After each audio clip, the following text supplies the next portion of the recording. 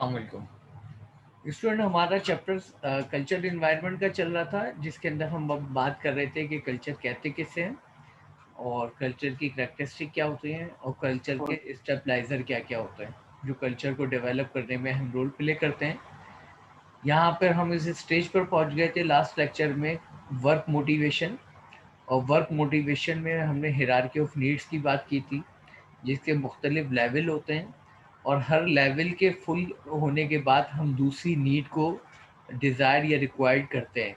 यानी ये वो लेवल ऑफ नीड्स होती हैं जो एक साथ नहीं होती, बल्कि इसकी एक कंडीशन होती है कि जब तक पहली नीड फुलफिल नहीं होगी उस वक्त तक हम दूसरी नीड तक पहुंच नहीं सकते। तो इसे इसीलिए हिरार्की ऑफ नीड्स थ्योरी कहते हैं, जो आपने मैनेजमेंट में डिटेल में पढ़ी होगी।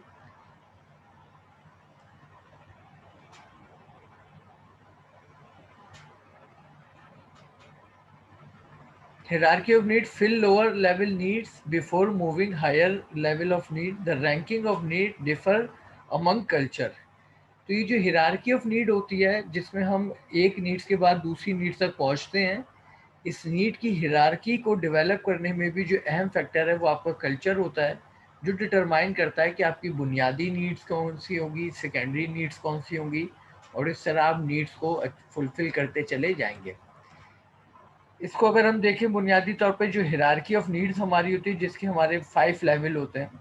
इसमें सबसे पहला लेवल होता है साइकोलॉजिकल नीड्स, यानी वो बुनियादी ज़रूरियात जो दुनिया में आते ही किसी इंसान के साथ आ जाती हैं और जिसके बगैर उसका सरवाइव करना पॉसिबल नहीं होता।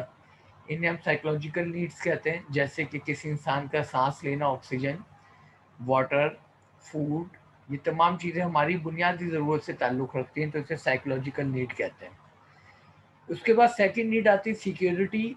जब इंसान अपना तहफ़्फ़ुज़ चाहता है और अपने तहफ़्फ़ुज़ के लिए अपनी लाइफ को सिक्योर करता है, घर बनाता है, और इस तरह जो है वो अपने आप को सिक्योर लाइफ की तरफ लेकर जाता है।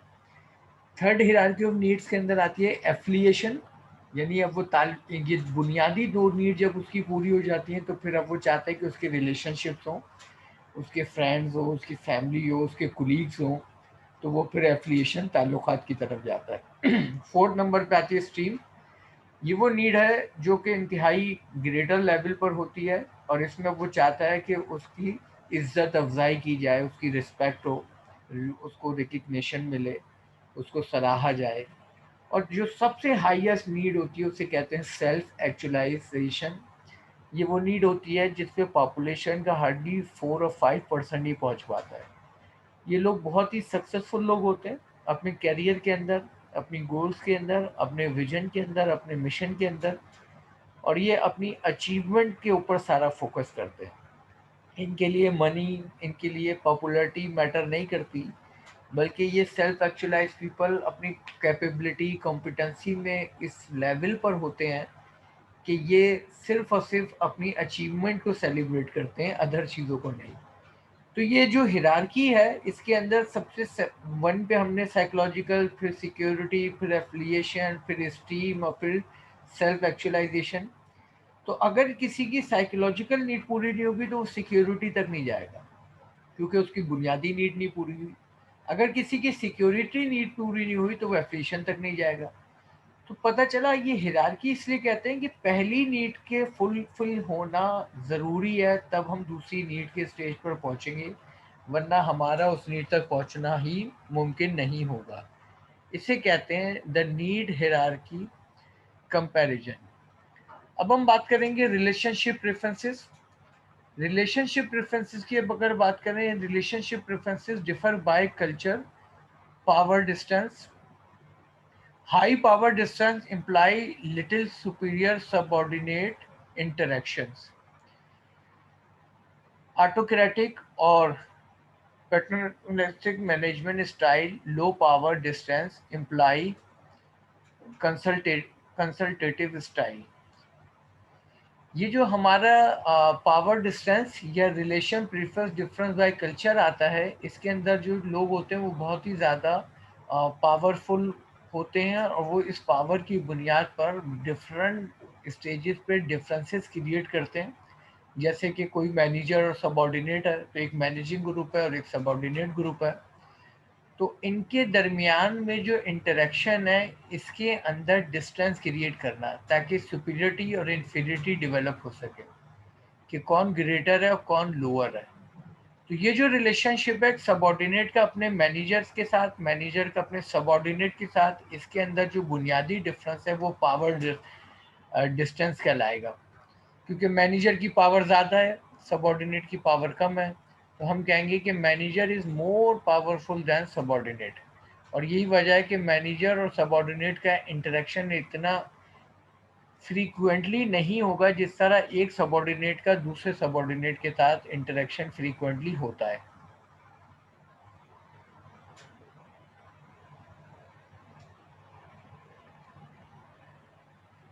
ऑटोक्रेटिक, ये लोग ऐसे ये वो तरीकाकार होता है जिसके तहत मैनेजर का जो बिहेवियर होता है वो ऑटोक्रेटिक होता है, यानी वो के सेल्फ डिसीजन मेकिंग करता है और अपने सबऑर्डिनेट पे अपने डिसीजन को इम्पोज करता है। और ये डिस्टेंस लाजमी तौर पर बरकरार रखता है सबऑर्डिनेट और अपने दरमियान। फिर individual versus collectivism. High individualism welcome challenges, high collectivism prefer safe work environment. यानी एक फैक्टर हमारा होता है इंडिविजुअलिज्म और एक होता है कलेक्टिविज्म। तो हाई इंडिविजुअलिज्म जो होती है, इसमें हम वेलकम करते हैं चैलेंजेस को, यानी हम चैलेंजेस फेस करने के लिए तैयार होते हैं, मेंटली तौर पे एग्री होते हैं और हम चैलेंजेस से घबराते नहीं हैं। लेकिन हाई कलेक्टिविज्म इन्वायरमेंट जो होती है, इसमें हम प्रीफर करते हैं किस चीज़ को, सेफ वर्क हो, यानी ऐसा वर्क जिसके अंदर चैलेंजेस कम से कम हो, हम चैलेंजेस अवॉइडर बन जाते हैं। तो ये डिफरेंट बिहेवियर है। फिर उसके बाद आता है task taking behaviour. Task taking behaviour से रिलेटेड जो हमारे पास पॉइंट है, इसके अंदर risk taking behaviour differ across culture. Risk taking behaviour जो है वेरी करता है culture to culture. Uncertainty avoidance, handling uncertainty. ये जो फ्यूचर है हमारा अनसर्टेन होता है और इस फ्यूचर की अनसर्टेनिटी को एक नॉर्मली कल्चर के जो लोग होते हैं वो पसंद नहीं करते, वो सिक्योरिटी सेफ्टी चाहते हैं। तो ये जो अनसर्टेनिटी अवॉइडेंस फैक्टर है, ये भी वेरी करता है कि कुछ कल्चर के लोग ऐसे होते हैं जो अनसर्टेनिटी को बहुत ज़्यादा अवॉइड करते हैं और कुछ ऐसे होते हैं जो कम अवॉइड करते हैं। इसी तरह trust, degree of trust among people. मुख्तलिफ कल्चर के लोग मुख्तलिफ ट्रस्ट परसेंटेज रखते हैं, यानी वो लोगों पर ट्रस्ट को जल्दी कर लेते हैं, कुछ लोग देर से करते हैं, कुछ लोग ट्रस्ट लोगों पर करते ही नहीं। तो ये जो अहम फैक्टर है, ये भी बहुत अहम होता है आपके बिजनेस के अंदर कि जिस मार्केट को आप फोकस करने जा रहे हैं वहाँ का कल्चर फैक्टर में ट्रस्ट का लेवल क्या है। फिर उसके बाद है future orientation, delaying and rectification.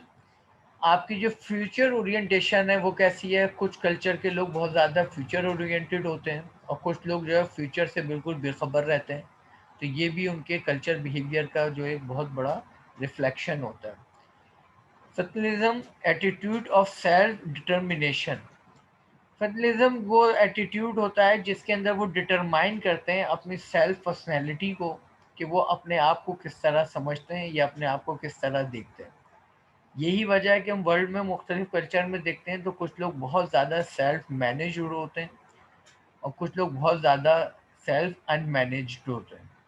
यानी अगर हम कंपैरिजन करें पाकिस्तान के मिडिल क्लास की यूरोप के मिडिल क्लास के साथ, तो पाकिस्तान के मिडिल क्लास का लाइफ स्टाइल इतना मैनेज नहीं होता, ऑर्गेनाइज नहीं होता जितना यूरोप के मिडिल क्लास का होता है।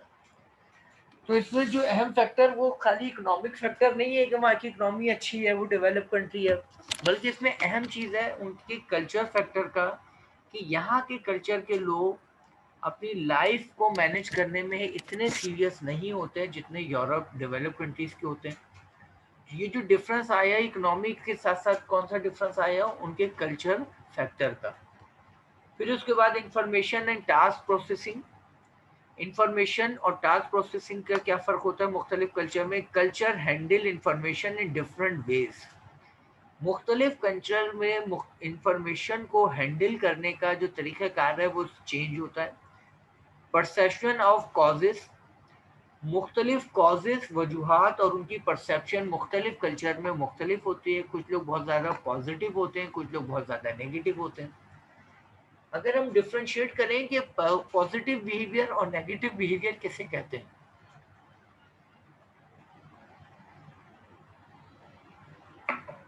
बेटा पॉजिटिव और नेगेटिव में फर्क ये होता है कि जो लोग पॉजिटिव बिहेवियर रखते हैं वो किसी भी एक्शन या इवेंट को ऑब्जर्व करने के बाद अपनी थॉट्स को स्टार्ट करते हैं पॉजिटिव से और फिर एंड में जाते हैं नेगेटिविटी की तरफ। जबकि जो नेगेटिव पीपल होते हैं वो किसी भी इवेंट या किसी भी सिचुएशन को देखने के बाद और स्टार्ट लेते हैं नेगेटिविटी से और फिर जाते हैं पॉजिटिविटी की तरफ। तो जो पॉजिटिव से स्टार्ट लेता है वो अक्सर पॉजिटिविटी में रहता है, नेगेटिव तक नहीं जा पाता, इसे वो पॉजिटिव बिहेवियर रखते हैं। और जो नेगेटिविटी से स्टार्ट करते हैं वो ज़्यादातर नेगेटिविटी तक ही रह जाते हैं, पॉजिटिविज्म तक नहीं पहुंच पाते, इसलिए हम उन्हें नेगेटिव बिहेवियर कहते हैं। तो ये जो नेगेटिव और पॉजिटिव बिहेवियर है ये भी इन्फ्लुएंस है किस चीज़ का, आपके कल्चर का आपके ऊपर। ऑब्टेनिंग इन्फॉर्मेशन, आप मुख्तलिफ इन्फॉर्मेशन को ऑब्टेन किस तरह करते हैं। Low context versus high context culture information processing. जब हम देखते हैं कि लो कॉन्टेक्स्ट कल्चर और हाई कॉन्टेक्स्ट कल्चर के दरमियान इंफॉर्मेशन का प्रोसेसिंग का डिफरेंस आता है।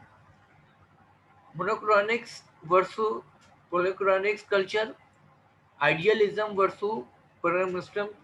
ये हमारे वो बुनियादी तौर पर डिफरेंसेस होते हैं जिनको अभी आगे जाके हम डिस्कस करेंगे डिटेल के अंदर। उसके बाद हमारा आता है communication. Communication, cross border communication don't always translate as intent. Communication जो है हमारी क्रॉस बॉर्डर जो है ऑलवेज चेंज होती रहती है, ट्रांसलेट होती रहती है, चेंज होती रहती है। स्पोकन एंड रिटन लैंग्वेजेस, हमारी जो स्पोकन और रिटन लैंग्वेजेस हैं ये हमारी चेंज होती है। साइलेंट लैंग्वेज, सबसे अहम जो चीज़ होती है वो किसी भी कल्चर या कंट्री या रीजन की लोगों के कल्चर फैक्टर की बुनियाद पे साइलेंट लैंग्वेज। साइलेंट लैंग्वेज कहते किसे हैं? साइलेंट लैंग्वेज उसे कहते हैं जो अल्फाज वर्बली नहीं एग्जीक्यूट की जाती लेकिन वो उनके स्टाइल बिहेवियर यानी नॉन वर्बली एलुस्ट्रेट होती है। कलर साइलेंट लैंग्वेज है, डिस्टेंस साइलेंट लैंग्वेज है, time and punctuality silent language है। यानी ये कही या बताई नहीं जाती लेकिन ये उनके बिहेवियर से रिफ्लेक्ट करती है। बॉडी लैंग्वेज साइलेंट लैंग्वेज है। प्रेस्टेज ये साइलेंट लैंग्वेज है। ये सारे इंडिकेटर हैं जो रिफ्लेक्ट करते हैं आपकी साइलेंट लैंग्वेज को। अब मुख्तलिफ रीजन और कल्चर में सेम वर्ड्स या मीनिंग या साइलेंट लैंग्वेज के मीनिंग चेंज होते हैं। Body language is not a universal language. Body language जो कोई भी यूनिवर्सल लैंग्वेज नहीं होती। यहाँ पे एग्जाम्पल में हम देख रहे हैं कि एक आपकी बॉडी इंडिकेशन है जिसके मुख्तलिफ कंट्रीज के मुख्तलिफ कल्चर के मुख्तलिफ मीनिंग्स निकलते हैं। यानी ये जो साइन आपको नजर आ रहा है नंबर 1 पे, इसमें आप देखें तो यूनाइटेड स्टेट वाले इसको कंसीडर कहते हैं इट्स फाइन। अगर जर्मनी की बात करें तो वो इसको कंसीडर करते हैं यूर लॉन्ट्रिक्स। ग्रीस की बात करें तो वो इसको कहते हैं an option symbol for the body और फ्लेक्स। फ्रांस वाले जीरो फॉर वर्थलेस। जापानीज वाले मनी स्पेशली चेंज। तो साइन सेम है लेकिन due to variation in culture, due to changing in culture ये हमारे मीनिंग चेंज होते चले जाते हैं। तो ये इन्फ्लुएंस हमारे कल्चर का। डीलिंग विद कल्चर डिफरेंसेस, ये हमारा लास्ट तकरीबन 4th ऑब्जेक्टिव है जिसके अंदर हम देखेंगे कि कल्चर डिफरेंसेस में कैसे डील करना चाहिए to understand guidelines for culture adjustment. Dealing with culture differences में do manager have to alter their customary practices to succeed in countries with different culture। क्या किसी मैनेजर को मुख्तलिफ कंट्रीज के अंदर जो अपनी बिजनेस प्रैक्टिसेस होती हैं उसको सेम रखना चाहिए या इसको सेगमेंटाइज करना चाहिए according to customer. Most must consider host society acceptance. सबसे बिजनेस के अंदर जो अहम चीज होती है वो होती है एक्सेप्टेंस, कि जिस कंट्री में हम बिजनेस कर रहे हैं वहाँ की सोसाइटी के जो एक्सेप्टेंस का क्राइटेरिया वो क्या है। क्योंकि बिजनेस उस वक्त तक नहीं कामयाब हो सकता चाहे वो मैन्युफैक्चरिंग हो चाहे वो सर्विसेज हो जब तक आप एक्सेप्टेंस हासिल ना करें। तो बुनियादी तौर पे कस्टमर या कंज्यूमर की एक्सेप्टेंस चाहिए होती है। डिग्री ऑफ कल्चर डिफरेंसेस, और फिर कल्चर डिफरेंसेस को कैलकुलेट करना चाहिए कि एक कल्चर से दूसरे कल्चर में डिफरेंस क्या हो रहा है। Culture distances ability to adjust, हमें देखना चाहिए कि कल्चर के अंदर डिस्टेंसेस फर्क कितने, गैप कितना, और फिर कितनी एक कल्चर दो कल्चर के दरमियान में इन दोनों कल्चर में कैपेसिटी टू एडजस्टमेंट यानी एबिलिटी ऑफ एडजस्टमेंट है, जिसकी बुनियाद पे एक कल्चर दूसरे कल्चर के साथ कंप्रोमाइज कर सकता है। Culture shock and reverse culture shocks company and management orientation, ये जो कल्चर शॉक्स होते हैं या रिवर्स कल्चर शॉक्स होते हैं, इसको किस तरीके से आप एडजस्ट करेंगे, मैनेज करेंगे, और साथ साथ जो है इसके many company and management orientation, आप अपनी कंपनी और मैनेजमेंट की ओरिएंटेशन किस तरीके से करेंगे। Dealing with culture differences three company and management orientation, यहाँ पे हमने तीन कंपनी की ओरिएंटेशन ली है, जो मैंने कहा था कि आगे जाके पॉइंट हम डिस्कस करेंगे डिटेल में। इसके अंदर पोलोसेंट्रिज्म है सबसे पहले, business unit abroad should act like local companies, ये वो तरीकाकार है हमारा जिसमें एक फॉरेन कंपनी किसी कंट्री के अंदर, जी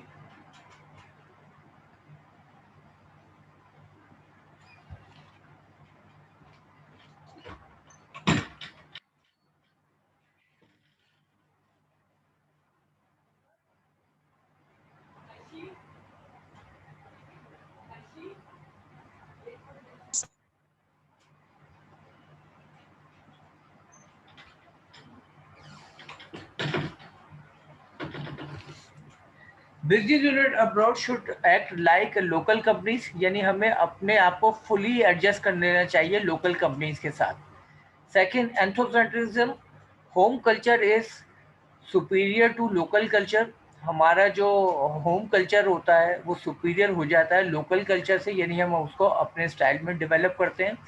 ओवरलुक नेशनल डिफरेंसेस, और हम ओवरलुक करते हैं वहाँ के नेशनल डिफरेंसेस को, उसकी बुनियाद पर डेवलप करते हैं अपने हो कल्चर को। उसके बाद geo centralism, integrate home and host practices, हम इंटीग्रेट करते हैं home and host practice. Home कहते हैं कि जिस मुल्क में बिजनेस हो रहा है वहाँ की प्रैक्टिसेस, और होस्ट कहते हैं जो कंपनी उस मुल्क में आके बिजनेस कर रही है उसकी क्या प्रैक्टिसेस है। फिर उसके बाद स्ट्रेटजीज फॉर इंस्टीट्यूटिंग चेंजेस, हम कैसे स्ट्रेटजीज डेवलप करेंगे accordingly culture. Value systems, value system को हम देखेंगे कि किस तरह की वहाँ की वैल्यूज हैं और वहाँ के सिस्टम क्या हैं। Cost benefit analysis of change, हम देखेंगे कि कॉस्ट बेनिफिट को किस तरह एनालाइज किया जा रहा है और वहाँ पे होने वाला चेंज क्या है। रेजिस्टेंस टू मच चेंज, वहाँ पे कितनी ज़्यादा रेजिस्टेंस है चेंजिंग को एक्सेप्ट करने की।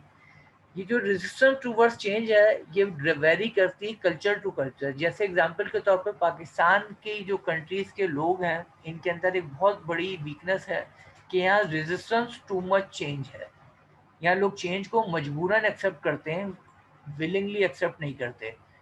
तो ये भी एक बहुत बड़ा फैक्टर है बिजनेस के अंदर जो बहुत ज़्यादा इन्फ्लुएंस करता है। उसके बाद है पार्टिसिपेशन, कि लोगों का पार्टिसिपेशन, यानी वो लोग इनिशिएटिव कितने हैं किसी भी एक्टिविटी में, वो किस तरह इनिशिएट करते हैं, किस तरीके से इन्वॉल्व होते हैं, किस तरीके से रोल प्ले करते हैं। रिवॉर्ड शेयरिंग, ऑर्गेनाइजेशन और मैनेजमेंट के दरमियान में रिवॉर्ड शेयरिंग कैसी है, वो आपस में किस तरह रिवॉर्ड को शेयर करते हैं। ओपिनियन लीडरशिप, ओपिनियन लीडरशिप वो लोग होते हैं जो ओपिनियन डेवलप करते हैं, जो किसी भी इन्वायरमेंट और सर्कमस्टेंसेस में बहुत ज़्यादा बोल्ड और कॉन्फिडेंस की बुनियाद पर कोई ओपिनियन डेवलप करते हैं और बाकी लोग उसको कॉपी कर लेते हैं। तो जो ओपिनियन डेवलप करने वाले लोग होते हैं वो कहलाते हैं ओपिनियन लीडरशिप। फिर उसके बाद टाइमिंग आती है, फिर लर्निंग अब्रॉड आते हैं। तो ये वो तमाम हमारे फैक्टर हैं जो कि इन्फ्लुएंस करते हैं हमारे स्ट्रेटजीज़ को, जिसकी बुनियाद पर हम अपने बिजनेस की स्ट्रेटजीज़ को डेवलप करते हैं। फिर next, the future of the national culture, national culture के फ्यूचर्स क्या क्या है।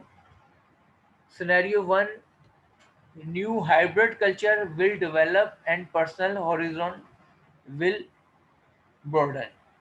Scenario 2, outward expression of national culture will continue to become homogeneous while different value will remain stable. Third, scenario third, nationalism will continue to reinforce culture identity. Or scenario 4, existing national border will shift to the accommodate ethnic differences. तो ये बुनियादी तौर पे हमारे 4 scenario हैं जिसके अंदर हम देखते हैं कि मुख्तलिफ कल्चर के अंदर मुख्तलिफ चेंजिंग आती है। जैसे कि अगर हम पहले की बात कर रहे हैं तो ये हाइब्रिड कल्चर डेवलप होता है जिसमें मुख्तलिफ कल्चर की इन्वॉल्वमेंट हो जाती है। सेकंड जो हमारा है आउटवर्ड एक्सप्रेशंस, ये वो नेशनल कल्चर होते हैं जो कंटिन्यू होते हैं होमोजीनियस फैक्टर की बुनियाद पे, यहाँ पे वैल्यूज़ जो है स्टेबल रहती हैं।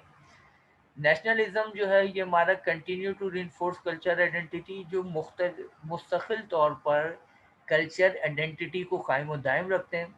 और लास्ट हमारा है एग्जिस्टिंग नेशनल बॉर्डर, ये वो कल्चर होता है जो शिफ्ट या एकोमोडेट करता है एथनिक डिफरेंसेस को। यहाँ पे एथनिक डिफरेंसेस सबसे ज़्यादा पाए जाते हैं। तो यहाँ पे आके हमारा ये आज का चैप्टर ख़त्म हो गया। अगर हम रिकॉल करें कि हमने क्लास जो है फर्स्ट सेशन में जो स्टार्ट की थी, तो हमारा जो मेन टॉपिक था वो था कल्चर इन्वायरमेंट। इसमें हमने कल्चर इन्वायरमेंट में सबसे पहले इंट्रोडक्शन किया। फिर हमने इंट्रोडक्शन में देखा कल्चर किसे कहते हैं, कल्चर फैक्टर किस तरह अफेक्ट करते हैं इंटरनेशनल ऑपरेशन को। फिर हमने इंट्रोडक्शन के अंदर देखा कि कल्चर एलिमेंट क्या क्या होते हैं, प्रॉब्लम्स क्या होती हैं। फिर हमने देखा culture and the nation states क्या क्या है। फिर हमने देखा how culture form a change, किस तरह कल्चर में तब्दीली आती है। फिर हमने देखा language culture differ and stabiliser, language किस तरह कल्चर को डेवलप करने में स्टेबलाइजर का रोल प्ले करती है। फिर हमने डिफरेंट वर्ल्ड के जो स्टेबलाइजर देखे कि किस तरह चेंजिंग है। फिर रिलीजन एक बहुत स्ट्रॉन्ग कल्चर स्टेबलाइजर होता है, उसका इन्फ्लुएंस कल्चर पे क्या होता है ये देखा। फिर हमने देखा बिहेवियर प्रैक्टिसेस अफेक्टिंग बिजनेस, किस तरह बिहेवियर प्रैक्टिसेस अफेक्ट करती हैं बिजनेसेस को। फिर उसके हमने देखा सोशल सर्टिफिकेशन कि कैसे सोशली हम कल्चर पे इन्फ्लुएंस करते हैं। फिर work motivation, hierarchy of needs हमने देखी कि 5 लेवल थे। फिर हमने देखा रिलेशनशिप प्रेफरेंसेस कि रिलेशनशिप के अंदर जो प्रेफरेंसेस होती है उससे हमारे कल्चर पे क्या इफेक्ट आता है।